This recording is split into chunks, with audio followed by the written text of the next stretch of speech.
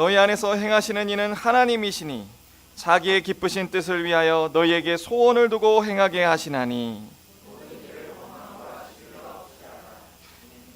이는 너희가 흠이 없고 순전하여 어그러지고 거스르는 세대 가운데서 하나님의 흠없는 자녀로 세상에서 그들 가운데 빛들로 나타내며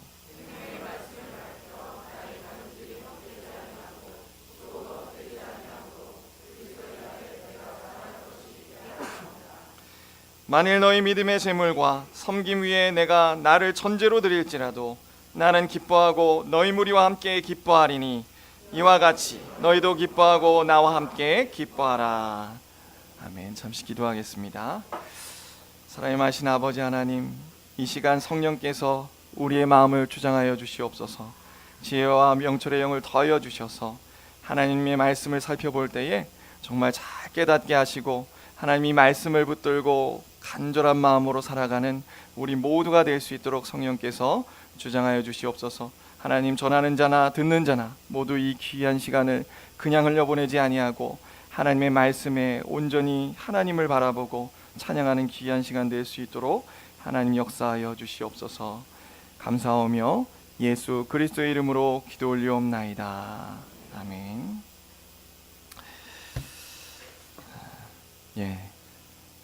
지금 사도 바울은 감옥에 갇혀 있습니다. 로마에 있는 감옥에 갇혀서 자신의 앞으로의 앞날이 어찌 될지 한치 앞을 알 수 없는 상황 속에서 마지막으로 빌립보 교인들에게 편지를 써서 권면의 말씀을 주고 있어요. 그런데 사도 바울의 마음속에는 여러 가지 생각들이 있었지만 그 중에 하나의 걱정이 있었습니다. 그것이 무엇이냐면 빌립보 교회에 분란이 있었어요. 다툼이 있었습니다. 우리 빌립보서 4장 2절 한번 보실까요? 빌립보서 4장 2절입니다. 1절부터 제가 읽겠습니다. 이렇게 나와 있습니다. 그러므로 나의 사랑하고 사모하는 형제들, 나의 기쁨이요 멸관인 사랑하는 자들아, 이와 같이 주 안에 서라. 그리고 2절에 내가 유오디아를 권하고 순두개를 권하노니 주 안에 같은 마음을 품으라. 지금 이것을 통해 우리가 무엇을 알 수 있냐면 유오디아라는 사람과 순두개라는 사람이 뭔가 좀 다툼이 있었던 모양이에요. 그래서 빌립보 교회 가운데에 서로 하나 되지 못하는 모습들이 있었습니다. 그래서 사도 바울은 그것도 염려하는 마음으로 이제 같이 이 말씀을 기록하고 있는 거예요. 그래서 오늘 본격적으로 이제 다시 한번 12절부터 이렇게 우리에게 얘기합니다. 항상 복종하고 두렵고 떨림으로 너희 구원을 이루라. 이 말씀이 어떤 의미일까요? 이 말씀은 우리의 신앙생활에 있어서 대단히 중요합니다. 정말 구원받은 사람이라면 이 말씀을 반드시 기억하고 반드시 붙들고 살아가야 할 그러한 말씀이에요. 자, 이 말씀을 하기까지 사도 바울이 어떤 논리의 흐름으로 지금까지 말을 이어왔는지 다시 한번 살짝 되짚어 보겠습니다. 먼저 1장에 어떤 얘기가 있었죠? 사도 바울이 자신의 인생을 정말 하나님 앞에 온전히 살았어요. 어떤 인생이었습니까? 그가 감옥에 갇혔을 때 많은 사람들이 자신을 대적했습니다. 사도 바울을 귀찮게 하고 힘들게 하기 위해서 전도를 열심히 했어요. 그런데 그럼에도 불구하고 사도 바울은 기뻐했습니다. 왜죠?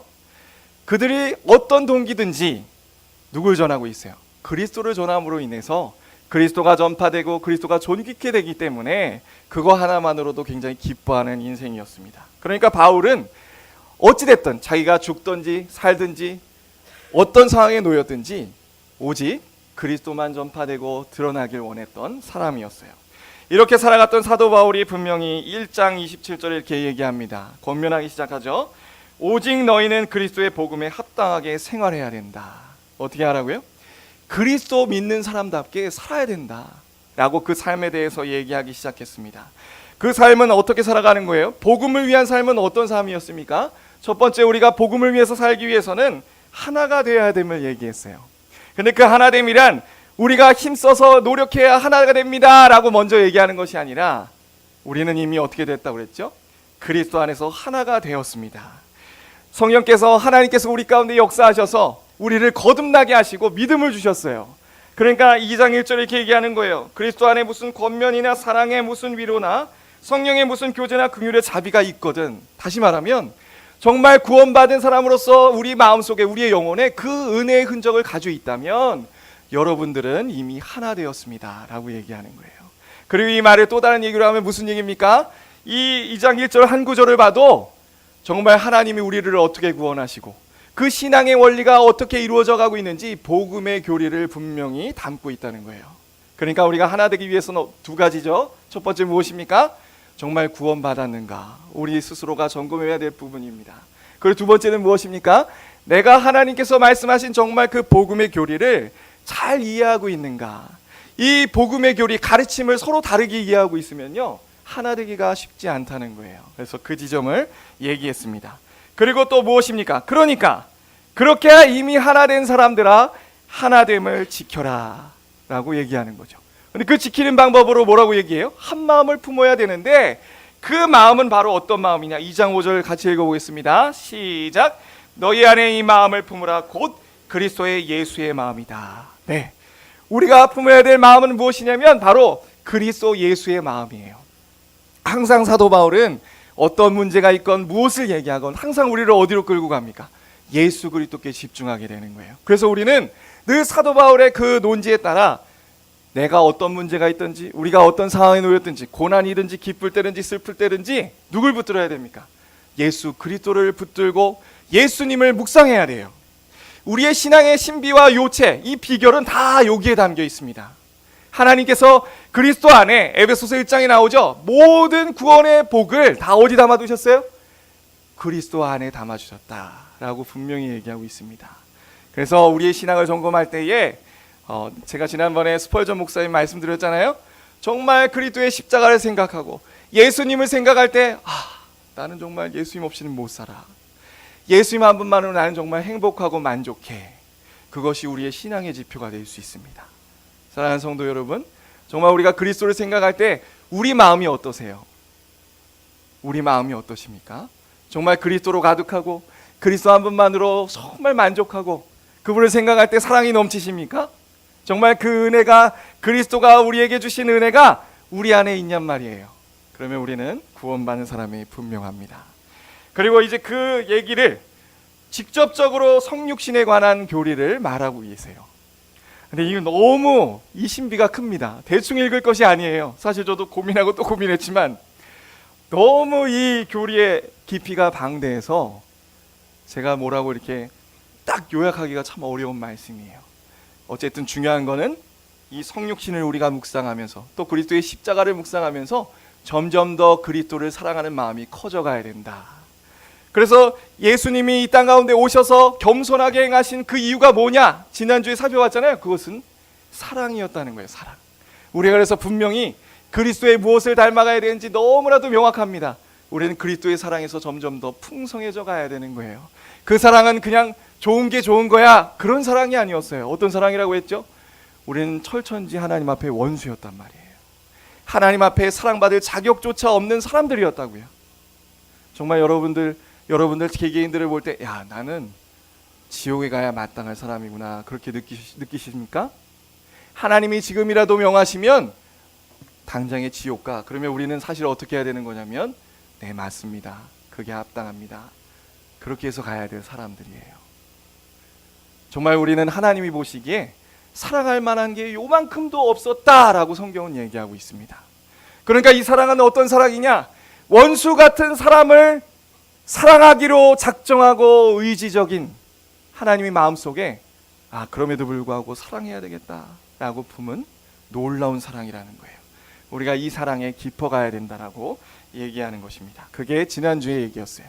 자, 그리고 이제 사도 바울은 얘기합니다. 그러니까 정말 여러분들이 하나님의 은혜를 받아 구원받았다면 그러면 이제부터 두렵고 떨림으로 신앙생활 하십시오 라고 얘기하고 있는 거예요. 여기서 오해하시면 안 됩니다. 어떤 분들은 이 구절을 가지고 큰 오해를 하고 있어요. 어떤 오해냐? 봐라, 우리가 구원을 어떻게 이루라고 하는지 봐봐. 두려워하고 떨면서 이루어야 된다고 하지 않냐. 그러니까 내가 구원받기 위해 정말 최선을 다해야 된다.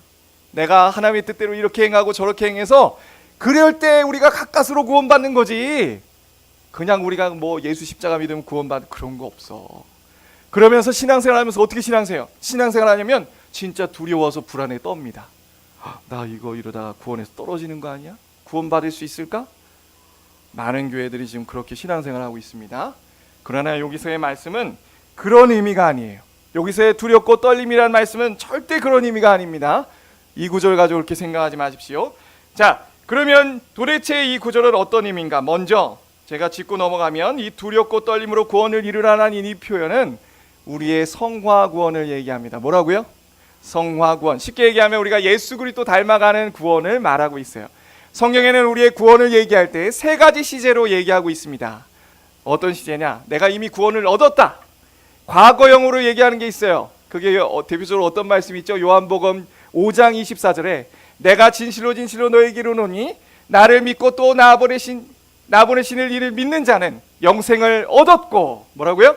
영생을 얻었다. 얻을 것도 아니고 얻어간다도 아니고 얻었다. 과거형으로 나와 있습니다. 우리가 그리스도로 말미암아 생명을 얻고 사망에서 생명으로 옮겼느니라 라고 분명 요한복음 5장 24절에 말하고 있어요. 이게 바로 우리의 칭의 구원이에요. 이미 우리는 십자가를 믿을 때 하나님이 구원을 주신 겁니다. 아멘. 그리고 또 어떤 구원이 있습니까? 영화 구원이 있어요. 그거는 미래 시제입니다. 미래 시제. 어떤 말씀이 있냐면 히브리서 9장 28절에 한 번 죽는 것은 사람에게 정하신 것이요 그 후에는 심판이 있으리리. 그러면서 예수님 뭐라고 하냐면 히브리서 기자가 예수 그리스도께서 죄와 상관없이 구원을 이루게 하기 위해 두 번째 나타나신다라고 얘기하고 있습니다. 그 시제가 뭐라고 써 있어요? 구원을 이루기 위하여 두 번째 나타나고 계신다라고 나와 있는 거예요. 그러니까 그리스도께서 재림하실 때에는 이제 우리의 영화 구원, 우리의 모든 구원을 완성하시려고 오시는 겁니다. 우리는 우리의 구원은요 그때 완성되는 거예요. 그래서 성경에서 보면 이렇게 각 시제별로 다른 표현으로 사용되고 있다는 거예요. 그 중에 오늘 말씀은 어떤 구원이라고요? 구원받은 사람들이 정말 그 신앙생활을 걸어가는 시제로 써 있는 게 바로 오늘이에요. 현재 시제. 그러니까 이 말씀이 오늘 우리에게 왜 중요한지 아시겠죠? 우리가 예수 그리스도를 믿고 하나님 믿으면서 걸어가는 길이 우리 마음에 어떤 마음이 되어야 된다? 두렵고 떨림의 마음으로 신앙생활을 걸어가야 된다는 거예요. 중요한 겁니다. 그러면 이 두렵고 떨림이란 의미는 무엇인가? 이것은요 구원의 은혜를 받은 사람이 이제 하나님을 경외하는 마음이 생겼어요. 하나님을 경외한다는 것은 무엇이죠? 단지 두려워하는 것이 아니라 하나님을 너무 사랑하고 존경해서 두렵고 떤다는 의미가 있어요. 하나님을 경외하는 그 경건이 있는 사람들이 신앙생활하는 그 태도, 마음가짐을 얘기하는 게 바로 이 표현입니다. 물 좀 마시겠습니다.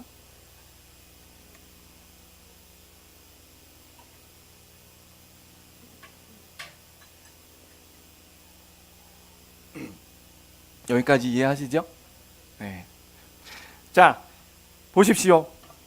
여기가 정말 하나님의 성화 구원이 맞다는 증거는 이미 사도 바울이 1장 6절에 뭐라고 얘기했었어요? 너희 안에 이미 착한 일을 시작하신 이가 그리스도 예수의 날까지 이 구원을 이루실 것이다 분명 선언하고 있고, 그 아래에 또 뭐라고 하고 있습니까? 예수 그리스도의 십자가로 말미암아 이미 너희가 속량을 받아서 죄와 사망 가운데 그 나라에서, 흑암의 나라에서 사랑의 나라로 이미 옮겼다. 이미 과거 시제로 말해놓고 그 다음에 이 말씀을 하고 있는 거예요. 그러니까 그 순서가 너무나도 명백합니다. 그러니까 우리가 구원의 은혜를 받았기 때문에 우리는 두렵고 떨림으로 살아갈 수 있는 사람들이 되는 거예요. 구원받지 않은 사람들에게 사도 바울은 이런 얘기를 주지 않습니다. 우리에게 준다는 거. 우리의 현재 신앙생활의 마음 태도를 점검케 사도 바울은 지금 우리에게 얘기하고 있는 거예요. 자, 왜 두렵고 떨림일까요? 도대체 왜? 다른 용어들도 많은데 너무 기뻐서 갈 수는 없을까요? 그럴 수 있죠. 그런데 요 두렵고 떨림은 무슨 얘기냐면 이렇게 생각하면 됩니다.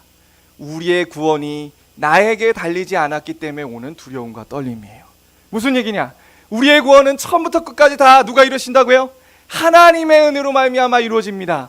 다시 말하면 하나님이 우리가 구원을 받았을지라도 지금 이 순간에, 그리고 여러분들이 눈을 감는 그 순간까지 하나님께서 그 은혜의 손으로 우리를 붙잡아 주시지 않는다면 우리는 구원받을 수 없어요. 이해하십니까? 우리가 죽기까지 하나님께서 그 은혜의 손으로 한시라도 우리를 붙잡고 계시지 않으면 우리는 구원받을 수 없어요. 바꿔 얘기합시다. 어떤 분들은 이렇게 얘기합니다. 구원받은 거 좋지, 예수 십자가 믿은 거 좋지, 그 다음에 우리가 신앙생활을 열심히 노력해야 돼. 그래야 구원받는 거야. 이건요 복음이 아니에요. 이건 지금 구원받는 공로를 누구에게 돌리고 있는 겁니까? 결국에 나에게 돌리는 거라고요. 그런데 여러분 기억하시기 바라요. 정말 우리의 모든 구원은요, 그러니까 두렵고 떨림으로 신앙생활을 하라는 얘기는 뭐냐면 전적으로 순간순간마다 하나님의 은혜를 의지함으로 하라는 얘기예요. 바꿔 얘기하면 우리 가운데 죄성이 있기 때문에, 우리 안에는 여전히 죄성이 있죠. 죄성이 있기 때문에 우리는 두렵고 떨 수밖에 없다는 얘기하고도 같습니다. 무슨 얘기냐? 하나님께서 우리의 구원의 길을 인도하실 때 우리의 죄들을 가만두시지 않으십니다. 아멘. 하나님은 우리가 죄 가운데 있는 것을 싫어하세요. 그래서 우리가 오후 예배 때 호세아서 말씀을 보면 하나님이 징계하시잖아요. 무시무시한 징계거든요. 그렇지 않고서야 하나님의 백성들이 그 죄를 점점 버려버리고 벗어날 수 없기 때문이에요. 하나님은 그러신 분이십니다. 하나님의 사랑은 그냥 좋아, 오냐 오냐 잘했어, 그렇게만 말씀하시는 분이 아니세요. 그래서 하나님은 우리의 죄들을 하나님의 은혜로 말미암아 하나하나 걷어내길 원하세요. 근데 중요한 것은 우리 스스로는 절대 이 죄의 한 톨도 벗겨내지 못한다는 사실입니다. 아무리 하나님의 은혜를 구원받았어도 하나님의 은혜를 의지해서 우리가 순간순간 내 죄를 붙들고 싸우지 않으면, 그러니까 내가 싸운다는 것에 먼저 포인트가 있는 게 아니라 하나님의 은혜를 우리가 정말 의지하며, 하나님의 은혜가 없이는 내가 이 죄 한 톨이라도 벗어날 수 없습니다. 나는 또 넘어질 수밖에 없는 죄인입니다. 하나님, 나 도와주시옵소서. 이게 바로 두렵고 떨림이라는 의미예요. 이렇게 신자는 하나님 앞에 자신의 얼마나 큰 죄인인 줄 알기 때문에 하나님의 은혜를 전적으로 붙들며 걸어가는 사람입니다. 바로 그 모습을 표현하기를 두렵고 떨림으로 구원을 이루어 가라 라고 표현하고 계신 거예요.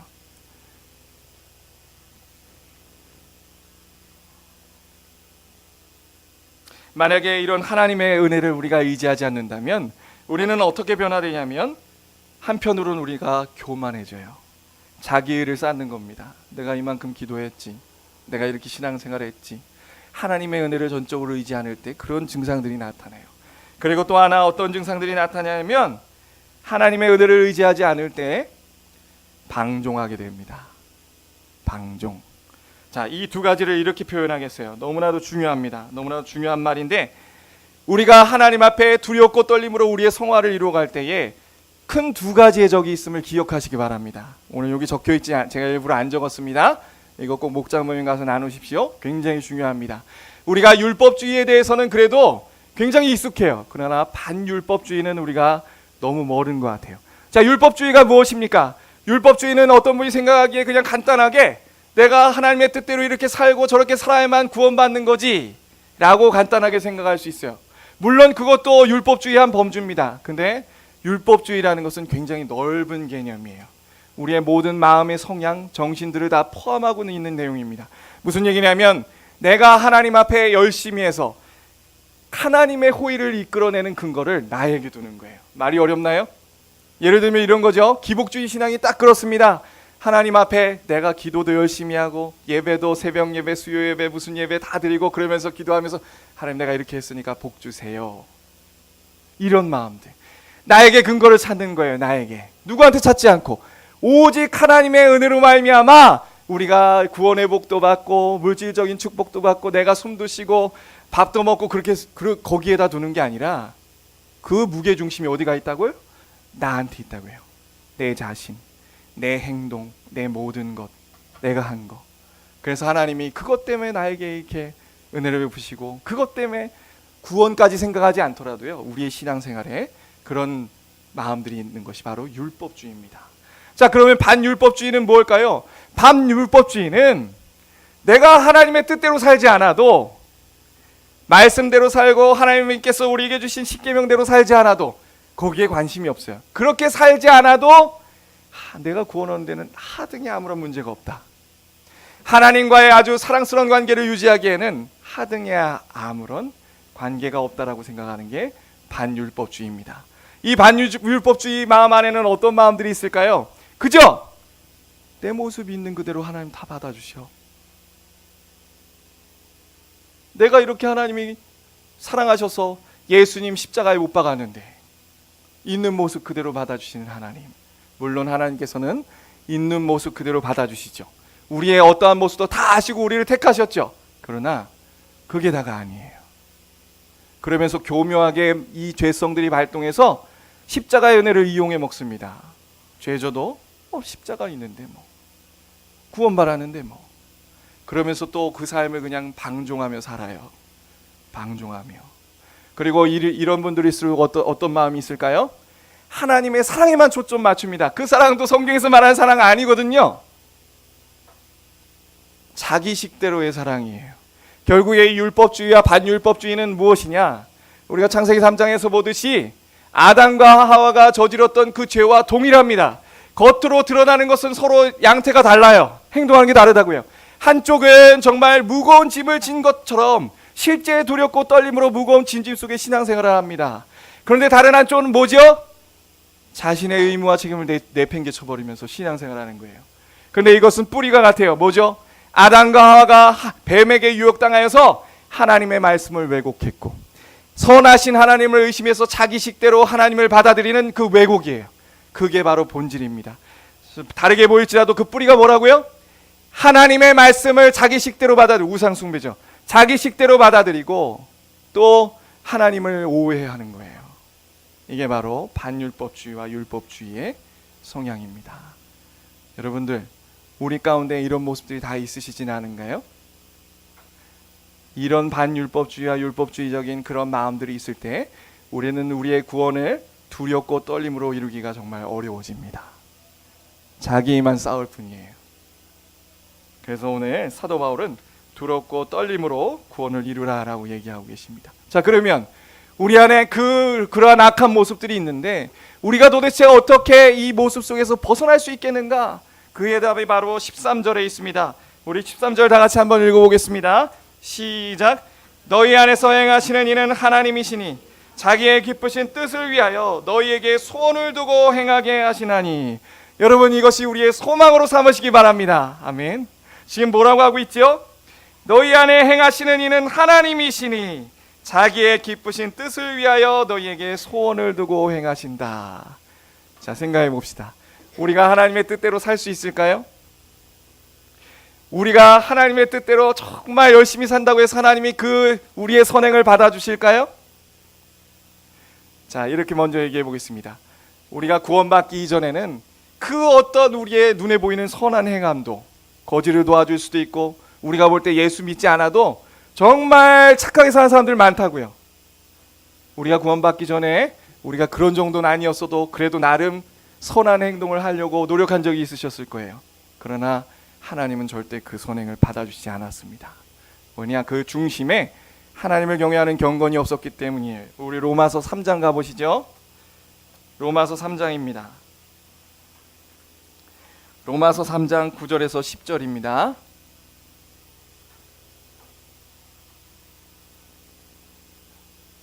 같이 한번 읽어보겠습니다. 시작. 그러면 어떠하냐? 우리는 나으냐? 결코 아니라. 유대인이나 헬라인이나 다 죄 아래 있고 우리가 이미 선언하였느니라. 기록된 바 의인은 하나 없나니 하나도 없으며 깨닫는 자도 없고 하나님을 찾는 자도 없고 다 치우쳐 함께 무익하게 되고 선을 행하는 자는 하나도 없다. 자, 지금 뭐라고 하고 있습니까? 구원받기 이전에는 모두가 다 죄 아래 있어서 의인이 아닌 죄인일 뿐만 아니라 이미 그 마음속에 어떻게 된 거예요? 의지가 다 치우쳐서 모두가 다 선을 행하는 자가 없다. 어떻게 이렇게 될까요? 18절 보세요. 그들의 눈앞에 하나님을 두려움이 없느니라. 그 중심에 하나님을 경외하는 마음이 없어요. 구원받지 못한 사람에게는 하나님을 생각하는 마음이 없습니다. 연결되지 않았어요. 그렇기 때문에 그 어떤 선함도 어떤 행함도 다 하나님이 받으시지 않는다. 자, 그러면 그 다음 이렇게 생각해 보죠. 우리가 구원의 은혜를 받았습니다. 우리의 마음에 하나님을 경외하는 마음이 생겨났어요.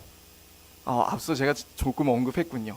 그렇다고 해서 우리가 하나님이 받으시는 선행을 행할 수 있겠습니까? 자, 첫 번째, 하나님은 그리스도 안에서 우리를 받아주셨습니다. 아멘.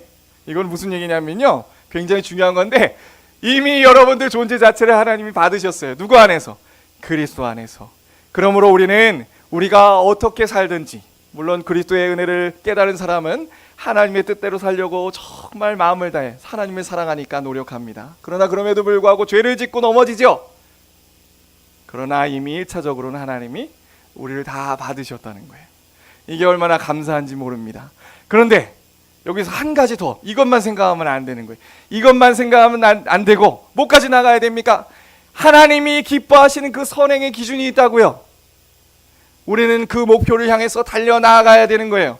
근데 그 목표를 향해 달려나갈 때 우리는 성령님으로 말미암아 무한한 능력을 공급받아야 됩니다. 은혜를 받아야 된단 말이에요.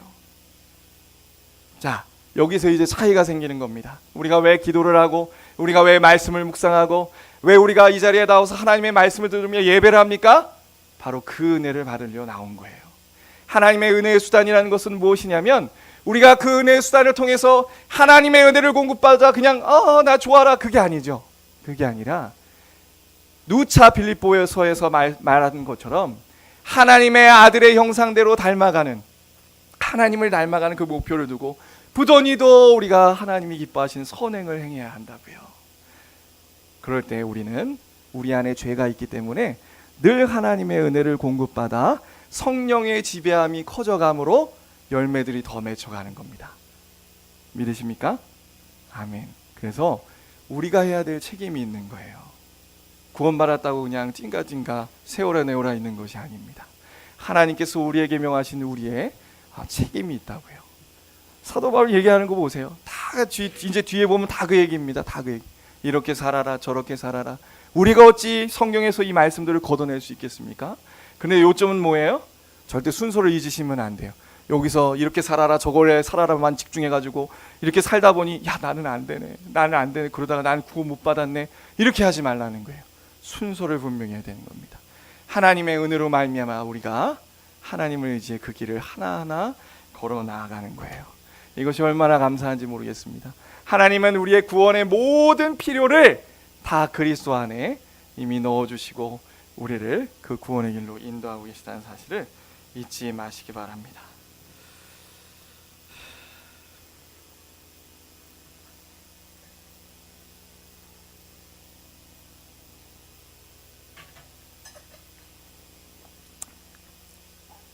자, 먼저 그래서 두렵고 떨림으로 살아가라 라고 얘기한 후에 구체적인 지침들을 이제 주고 있습니다. 그리고 우리가 마음을 또 어떤 마음을 품고 이 길을 걸어가야 될지 분명한 얘기를 주고 있어요. 그게 14절부터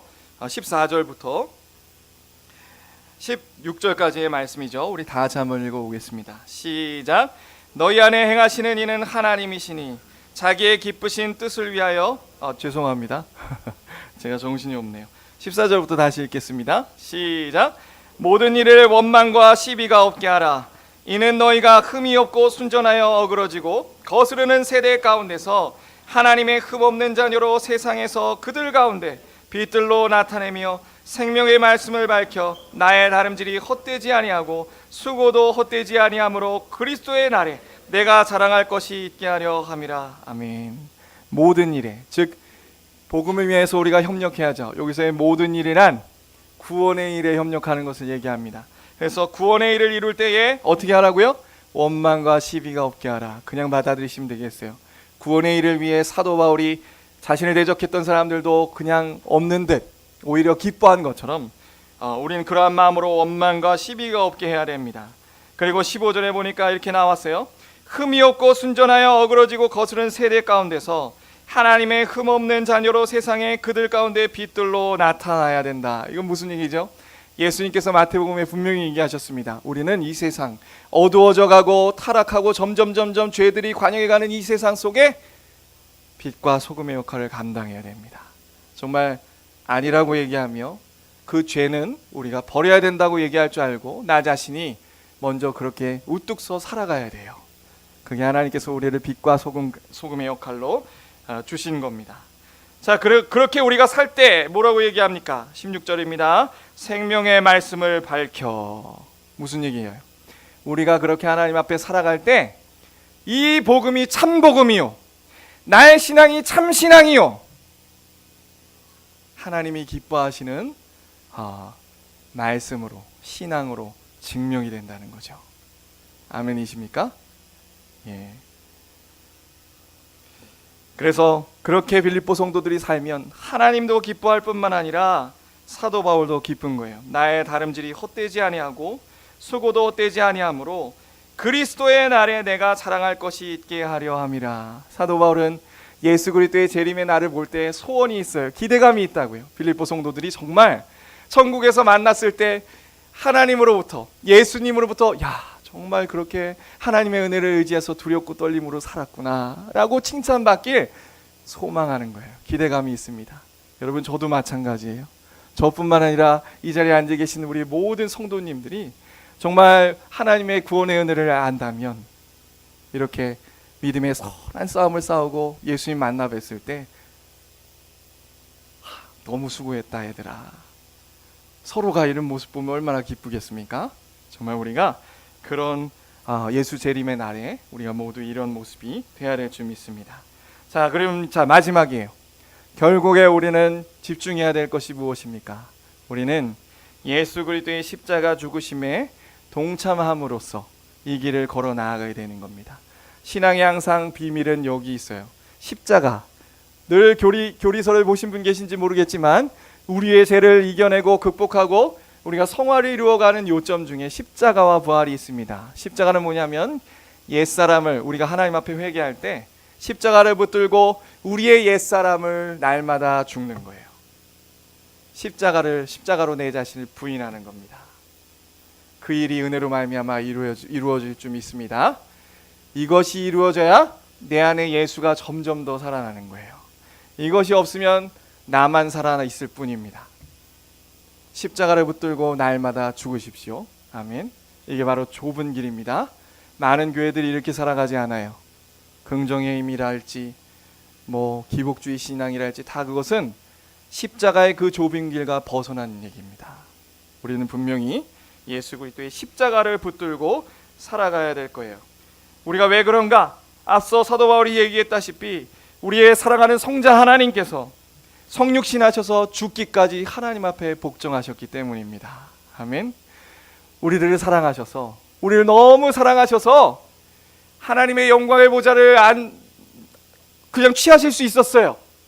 마치 왕이 왕관이 있고 지팡이가 있고 기품 있는 옷을 입고 그 영광스러운 모습을 보고 왕이로구나 하는 것처럼 그 하나님의 그 보좌와 하나님의 그 위엄과 영광을 내려놓지 않으실 수 있었다고요. 근데 왜 내려오셨다고요? 우리를 너무나도 사랑하셔서. 그리고 오셔서도 어떻게 사셨습니까? 우리를 구원하시고 우리를 이 목표를 향해 달려나가게 하시기 위해서 모진 고난과 아픔과 고생과 우리가 당하는 고난들을 다 당하셨습니다. 그리고 십자가에 달려 그 어떤 누구도 이 십자가가 어떤 의미인지도 알지 못하는 그 상황 속에 오히려 자신을 핍박하는 사람들을 하나님, 저들의 죄를 알지 못합니다. 기도하시면서 온갖 멸시와 수목 가운데 죽으신 분이 바로 예수 그리스도세요. 이렇게 예수님은, 성자 하나님은 성부 하나님과 성령 하나님과 동등된 분이시지만 우리를 사랑하시고 우리를 구원하시기 위해 죽기까지 순종하셨습니다.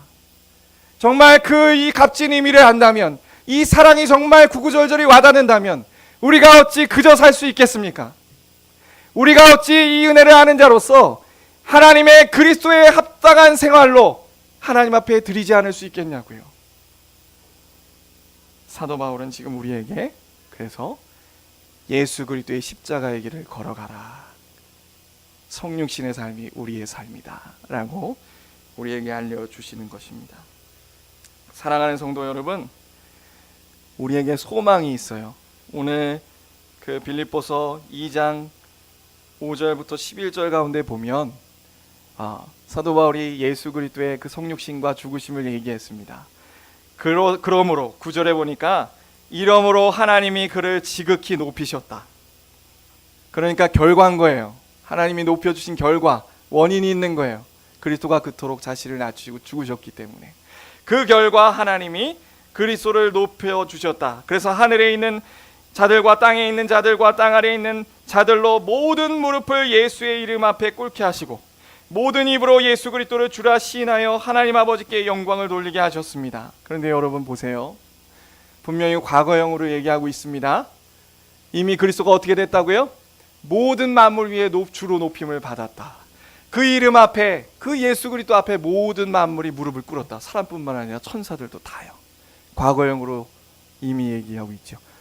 그런데 아직 이 예수 그리스도의 이 내용은 완전히 이루어졌습니까? 안 이루어졌습니까? 안 이루어졌어요.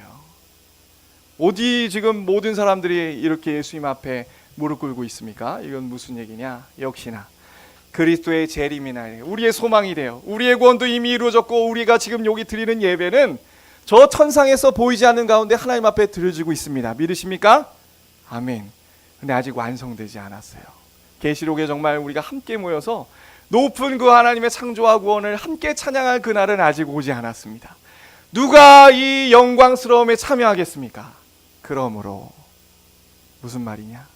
정말 우리의 남겨진 신앙의 싸움을 김종식 장로님처럼 신실하게 주님의 은혜를 의지하여 말씀과 기도 가운데 하나하나 그 삶을 걸어가 나아가는 사람이 그리스도 재림의 날에 정말 그 영광스러움이 커지는 거예요. 믿으십니까? 하나님께서 우리를 정말 그렇게 인도하고 계세요. 사랑하는 성도 여러분, 예수 그리스도의 십자가를 붙드시기 바랍니다. 우리의 신앙의 비결이 여기 있어요. 기도하시겠습니다. 사랑하신 아버지 하나님 감사합니다. 아버지 하나님 오늘 이 빌립보서에 무게감 있는 말씀을 나누었습니다. 하나님 저도 너무 부족하고 그렇게 살지 못하지만 내 안에 예수가 계시기에 이것을 얘기할 수밖에 없고 그렇게 달려나아갈 수밖에 없습니다. 하나님 예수 그리스도를 묵상할 때 우리가 그 영광스러움과 그 하나님의 사랑에 우리의 마음이 감동되어 정말 우리가 예수 그리스도의 십자가를 붙들고 두렵고 떨림으로 이 남은 인생의 신앙의 싸움을 싸워가게 하여 주시옵소서. 하나님 그저 좋은 길, 편한 신앙생활, 잘 되는 거, 부자 되는 거 그런 것에만 관심을 두지 아니하고 주여 우리의 중심이 정말 이 믿음의 선한 싸움을 싸우는데 정말 내 안에 내가 죽고 그리스도가 드러나는 이 십자가와 부활의 복음이 우리 가운데 정말 뿌리 깊게 내려지고 넓어지고 커져서 나의 인생을 통해 하나님께서 영광 받게 되는 놀라운 역사가 우리 모두에게 있길 주님의 이름으로 소망합니다.